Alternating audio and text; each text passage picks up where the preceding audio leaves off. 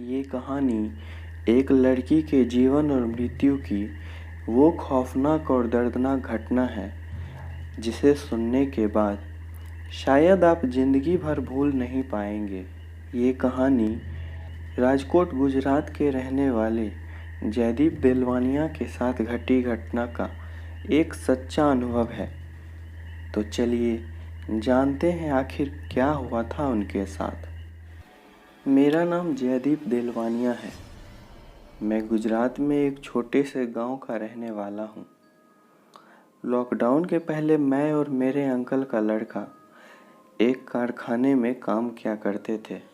Lockdown में जब सारे कारखाने बंद होने लगे तो मैं भी घर आ गया था। जब लॉकडाउन ख़त्म हुआ तो मैं वापस अपने भाई के साथ राजकोट चला गया। किराए को लेकर फ्लैट के मालिक से मेरी बहस हो गई थी, इसलिए हमने वो फ्लैट खाली कर दिया और जल्दबाजी में एक नया फ्लैट ले लिया। नए फ्लैट में आए हमें 2-3 दिन ही हुए थे। एक दिन रात में जब मेरी आँख खुली तो मैंने देखा कि मेरा भाई कमरे में नहीं था।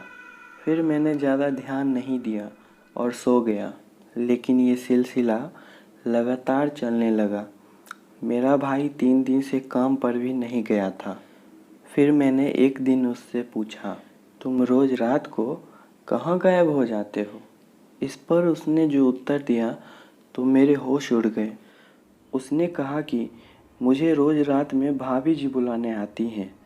वो मुझे बोलती हैं, भैया को कुछ मत बताना, नहीं तो भैया गुस्सा हो जाएंगे। अब मुझे डर लगने लगा था, क्योंकि मेरी तो अब तक शादी ही नहीं हुई थी। फिर वो लड़की कौन थी जो मेरे भाई को रोज़ रात में अपने साथ ले जाती थी? और कहाँ ले जाती थी, क्यों ले जाती थी?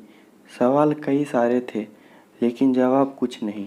फिर मैं ये बात भूल गया, क्योंकि मुझे लगा शायद मेरा भाई मुझे डराने के लिए मजाक कर रहा है। वो पूनम की रात थी। करीब रात के 2 बज रहे होंगे। मेरे भाई ने मेरे पैर पे हाथ मारकर मुझे जगा दिया। जैसे ही मेरी आँख खुली, जो दृश्य मैंने सामने देखा, मेरे तो रोंगटे खड़े हो गए थे। वो नज़ारा बहुत ही खौफनाक था। मैंने देखा कि एक लड़की लाल साड़ी में मेरे सामने खड़ी थी। उसकी गर्दन टेढ़ी थी, उसके लंबे काले बाल, आँखों में काजल और सिर पे लाल टीका था। उसके पैर उल्टे थे और गर्दन पे फांसी के फंदे का निशान था। वो बस मेरी तरफ घूरे जा रही थी। इससे पहले कुछ मैं बोल या समझ पाता, वो गायब हो गई। अगली सुबह मैंने सारी बात अपने बॉस को बताई। उन्होंने तुरंत हमें वो फ्लैट खाली कर देने की सलाह दी, लेकिन हमने एडवांस किराया दिया हुआ था और अभी महीना पूरा होने में 15 दिन बाकी था, इसलिए हमने फ़िलहाल वहीं रहने का सोचा। हम खुश थे, क्योंकि कुछ दिन बीत गए थे और हमें फिर से वो लड़की नहीं दिखी थी। अभी रात के करीब 3 बजे होंगे। मेरी नींद अचानक किसी के रोने की आवाज़ से खुल गई। ये क्या? जैसे ही मेरी नींद खुली, मैंने उसी लड़की को अपने पैर के पास खड़े रोते हुए देखा। मैं और मेरा भाई अब इतने डर चुके थे कि ना तो डर से हमारी चीख निकल रही थी और ना ही हमारा हाथ पैर काम कर रहा था। तभी वो लड़की फिर से गायब हो गई। अगले ही दिन हमने एक तांत्रिक को बुलाया। वो हमारे फ्लैट में आए और तांत्रिक क्रिया करने लगे।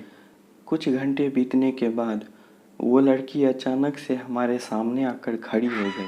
तांत्रिक बाबा ने उससे पूछा कि तू क्या चाहती है इस लड़के से, क्यों इसके पीछे पड़ी है?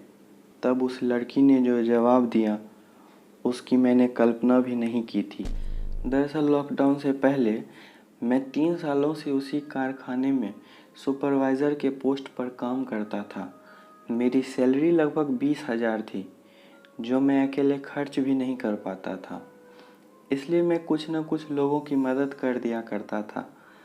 कभी कभी मैं कुत्ते, बिल्ली और गली के गायों को भी खाना दे दिया करता था। उस लड़की को मेरा ये स्वभाव इतना अच्छा लगा कि वो मुझे पसंद करने लगी।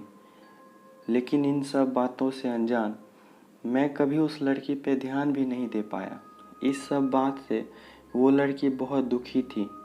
एक दिन उसने दुल्हन के कपड़े पहने। मुझे कई बार फ़ोन किया लेकिन मैं फ़ोन रिसीव नहीं कर पाया। तभी उसने पंखे से लटक कर खुदकुशी कर ली थी। ये सब सुनकर मैं बहुत रोया और उस लड़की से माफ़ी भी मांगी।